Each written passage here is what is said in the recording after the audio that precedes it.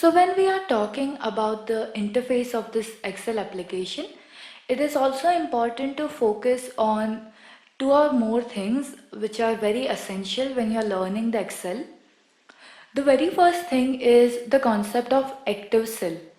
Whenever you click on any particular cell, you will see that it will be highlighted with a darker green shade of a rectangle.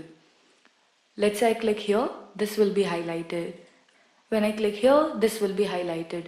So whatever is highlighted, that means you can type something in there or you can write anything in there.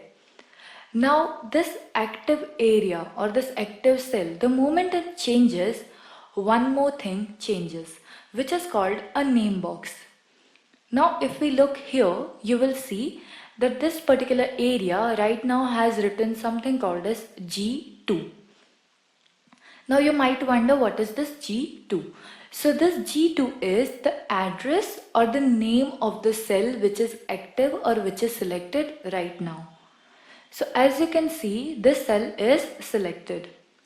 The column that this cell belongs to is G and the row that it belongs to is 2. So that's why its address or name becomes G2. Same way, if I move to any other cell, you will see the name changing to I3 because it is the part of column I and row 3. So this is how you name a cell. First with the column heading and then with the row heading. And whatever this name is, it will always appear in the name box. So even if you scroll down and reach somewhere, you know exactly where you are. And if you want to come back to the top, rather than scrolling, you can simply type A1 and you'll be taken to the A1 cell. From here, you can go to any particular cell simply by providing the column heading followed by the row heading. Then here, this big rectangular area that you see is called the formula bar. Now let's say in this G2, which is active right now, if we type data, you will see the moment I select it, the name will appear here and whatever I've written in between this cell is appearing here. You'll understand more about the concept of formula bar when we actually start applying the formulas into our sheet.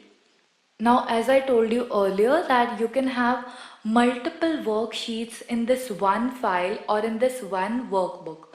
So that can be done from here. As you can see right now, it is written sheet 1.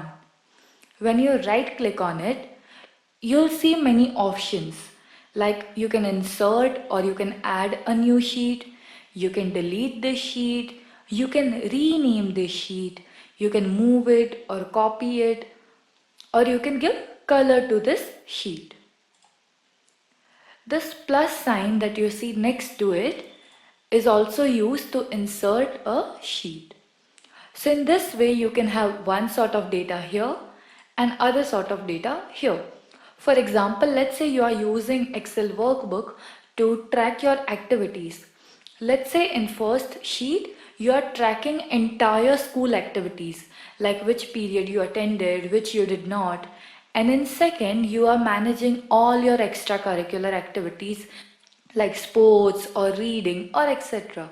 So in this way, in just one workbook, you can have multiple sections created and that will all be stored within this one single file.